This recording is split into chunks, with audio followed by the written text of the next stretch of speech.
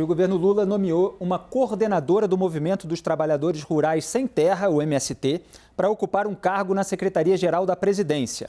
Kelly Cristine de Oliveira Mafor vai exercer a função de secretária nacional de Diálogos Sociais e Articulação de Políticas Públicas na pasta comandada pelo ministro-chefe Márcio Macedo. Kelly Mafor é formada em Pedagogia pela Unesp e também é doutora e mestre em Ciências Sociais pela Universidade Estadual Paulista. Vamos ao debate? Eu começo por você, Joel. Tem algum problema? Você vê algum desgaste do MST que possa gerar uma repercussão negativa nessa nomeação de uma coordenadora? Não, em princípio eu não vejo problema não, Felipe. MST é um movimento que sim, pode e deve ser criticado por diversas ações do passado, quando, por exemplo, invadia terras produtivas, quando a gente vê vídeo de destruição de laboratórios ou de instalações, sim, é claro que tem que ser criticado. Mas, ao mesmo tempo, apesar de todos os erros e possíveis crimes que indivíduos possam ter cometidos ali, um movimento que representa uma demanda real de muitos brasileiros por terra. Então, o fato de ser do MST não desabona ninguém a desempenhar um cargo político. Pelo contrário, está ali presente, está numa área que é próxima do debate e das demandas sociais da população brasileira. Eu acho que muito mais importante do que se avaliar, veio do MST, veio da Fiesp, portanto serve. Não. De onde a pessoa veio, estava defendendo interesses legítimos dentro da sociedade brasileira. Vamos avaliar o desempenho real, o mérito individual que ela trará ou não para o cargo, para daí sim dizer se isso desabona ou não o governo. O ministro está concordando com o Joel? Integralmente. É curioso, né? Porque os governos precisam dialogar com todas as forças vivas da sociedade. Tem que dialogar com a Fiesp, como disse o Joel, tem que dialogar com a FEBRABAN, tem que dialogar também com os movimentos sociais, porque não se pode fazer um corte dessa natureza privilegiando alguns setores e esquecendo de outros. O MST, eu posso ter a postura crítica que eu queira, mas é uma força social que busca, evidentemente, a partir da sua avaliação, ter suas táticas e estratégias e, como tal, tem na sua raiz uma reivindicação justa, que é terra para todos. Posso discordar pontualmente disto, daquilo. Agora, ter um diálogo com o MST é fundamental. Eu não posso tratar um movimento social como inimigo, como eu não posso tratar a FEBRABAN como inimiga. Ou seja, um governo deve estar aparelhado para dialogar com todas as forças sociais vivas. E o ministro Márcio Macedo andou muito bem, a meu ver, ao colocar essa dirigente do MST num posto em que ela vai, em nome do governo, dialogar com os movimentos sociais, inclusive com o próprio movimento em que ela tem origem. Posso fazer uma observação, Felipe? Assim, eu não vejo nenhum problema nessa nomeação. O problema que eu enxergo muitas vezes no governo Lula, e é o mesmo que eu via no governo Bolsonaro, é o contrário.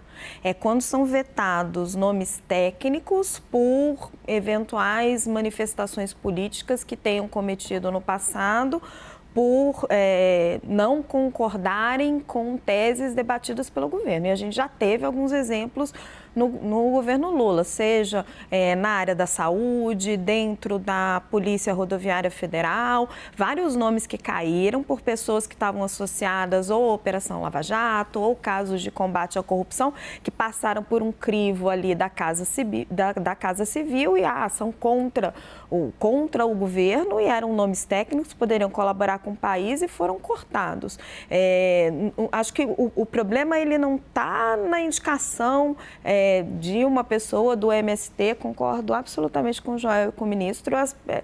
Você tem que ter diálogo com todos. O que eu enxergo, e já enxergava isso também no governo Jair Bolsonaro, é o filtro contrário, na verdade. É quando aquela pessoa, apesar de toda a sua qualidade técnica, defendeu em algum momento uma posição política divergente, ela é vetada. Obrigado, Raquel. Samantha, o governo Lula realmente está dialogando com todos?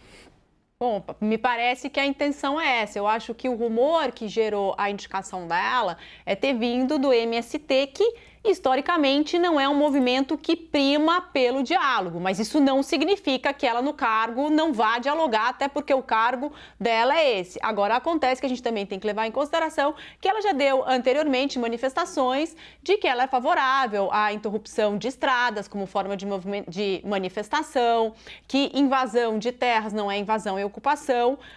E ela já manifestou isso. Agora, isso não significa, né, não quero aqui fazer um pré-julgamento, que ela, nesse cargo, vá continuar a defender isso, uma vez que a função dela é dialogar. E numa democracia, o diálogo é importantíssimo. Mas acho que o ruído que deu a indicação foi justamente dela vir de um movimento que não prima, essencialmente, pelo diálogo, mas pela invasão. Hélio, já que a Samanta citou bloqueio de estrada, isso não deveria ser repudiado, seja qual for a causa, ou tem causas que justificam bloqueio de estrada? Sempre repudiado, Felipe, sempre. Eu acho que essa nomeação, eu não conheço a moça, então vamos admitir que ela tenha competência para a função e que tudo transcorra conforme esperado. Porém, como a Samanta mencionou, o MST, embora possa ter uma demanda legítima em termos de ideias e tal, os métodos são métodos que a gente não pode concordar. Não, obstrução de estrada, invasão de propriedade, como assim? Isso aí seria, né, categorizado como terrorismo, né? Hoje em dia está se banalizando muitas palavras, né, genocídio, terrorismo e tal, mas aplicado o mesmo padrão que essas pessoas que estão banalizando esses termos estão usando, isso aí também seria terrorismo, você sair invadindo propriedade de pessoas. Então, o MST é um movimento que eu não admiro e cujos métodos eu não posso concordar, inclusive vão de encontro à Constituição brasileira, que determina a proteção da propriedade privada como direito fundamental. Me permite uma observação? Apenas algumas questões pontuais. Eu vi muitas vezes empresários fazendo lockout. Isso também é ilegal. Eu não vou concordar que empresários façam lockout, nem que certas centrais sindicais de empresários comandem um lockout. Mas isso não quer dizer que eu não deva dialogar com esses setores. Então, portanto, não vamos ter dois pesos e duas medidas quando falamos de trabalhadores e de empresários.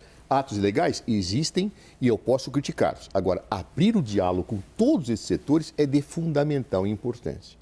E uma discordância rápida com o que aqui foi dito, eu acho o seguinte: um governo ele é composto por cargos de confiança e os cargos de confiança são aqueles que dão direção. Aqui no Brasil é muito grande o universo de cargos de confiança. Mas, por exemplo, um diretor-geral da Polícia Rodoviária Federal tem que ter estrita afinação com o governo. Não se trata de perseguição política, por exemplo, eu não quero um diretor que defendeu certos atos que eu entendo que são arbitrários no exercício da autoridade policial. Por quê? Porque eu quero outro perfil. Isso não é perseguição. Aliás, porque não é um cargo técnico a Direção-Geral da Polícia Federal, é um cargo político. Aliás, eu me lembro do ministro Sérgio Moro dizendo, eu serei um técnico. Não existe ministro da Justiça técnico. Como não existe um diretor-geral técnico, existem pessoas que têm uma visão política e que aliam essa visão política a uma dimensão técnica. O governo tem que fazer a escolha, sim, de acordo com a orientação que veio das urnas. Isso é absolutamente normal. O que não pode fazer é um aparelhamento do Estado. Ou seja, eu não posso colocar lá um diretor-geral da Polícia Federal que se transforme num braço do meu governo. Isso eu não posso. Eu não posso colocar um diretor-geral da Polícia Federal que mande investigar os inimigos e poupar os amigos. Isso eu não posso. Agora, uma escolha de afinamento da visão governamental, que saiu das urnas, que democraticamente foi eleita, escolhido dentro dos quadros que têm capacitação, aqueles que têm mais afinamento, é a origem do cargo de confiança. Mas, ministro, o que dizer, por exemplo, de quando o governo barrou, está até recuperando o nome aqui, a pediatra Ana Gorete Calume Maranhão foi barrada pelo Palácio do Planalto para o recém-criado Departamento de Imunizações do Ministério da Saúde, porque ela tinha feito uma postagem lá atrás em defesa da Operação Lava Jato.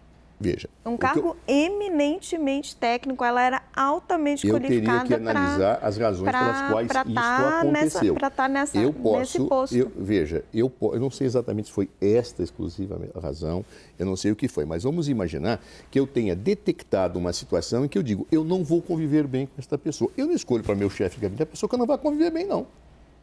Claro, eu tenho que escolher pessoas com quem eu me relaciono. Mas ela havia sido escolhida pela Anísia Trindade. Quem vetou foi a Casa Civil. Esse país está muito dividido. Uma pessoa tem defendido anos atrás a Lava Jato, é um pouco... Se é uma situação isolada, pontual, eu não sei se é isolada ou pontual. Eu não conhecia nem esse caso. Se é uma situação isolada ou pontual de uma pessoa ter defendido um nome, perfeito. Agora, se é uma pessoa que tem uma postura política que está em dissonância com aquilo que o governo efetivamente vai implementar, eu acho que é um problema. Cargo de confiança é para isso, gente. Eu não recrimino o Jair Bolsonaro, por exemplo, quando ele coloca pessoas nos cargos de confiança que têm afinamento com ele. Nenhuma. O que ele não pode fazer é dizer, você vai agora não investigar meus filhos. Eu vou colocar alguém na Polícia Federal para não investigar meus filhos no Rio. Isso ele não pode fazer. Agora, que ele vai procurar pessoas que têm um afinamento com a política governamental, isso faz parte do cargo de confiança. O erro do Brasil é que estão muitos cargos de confiança. Então, até o chefe da Copa é cargo de confiança. Está errado. Claro, deveria ser só as cúpulas. Mas essa é a origem legal do termo cargo de confiança. Implica em que? Eu diria, posso complementar um segundo? O Hélio quer complementar aqui rapidinho, diga. Não, só é o mesmo assunto. Agora, nessa troca dos delegados regionais da Polícia Federal pelo PT, quase todos, eu entendi que foram trocados, isso também me parece, a Polícia Federal, ser um órgão que não deveria acontecer isso.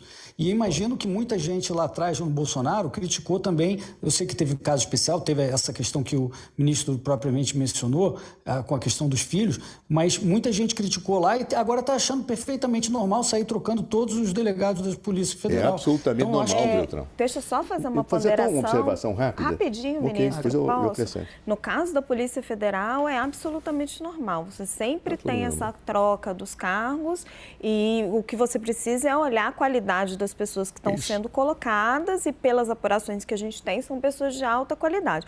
Mas o que está acontecendo e o que aconteceu no caso da Ana Goretti, ministro, e isso acontecia no governo Jair Bolsonaro, é um filtro ideológico dentro da Casa Civil. Esse caso específico que eu estou dando era um nome escolhido pela ministra Anísia, que acabou vetado na Casa Civil. Vamos ver se é exatamente isso, tá? Para a gente poder tomar uma posição.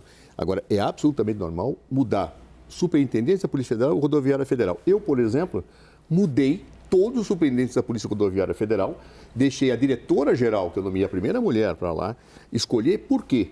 Porque percebi que existiam, inclusive, indicações de parlamentares para posto de direção da polícia. Não tem cabimento haver negociação política com cargos de polícia, porque ali existe a hierarquia acima de tudo. E a presença de indicação política me parece equivocada.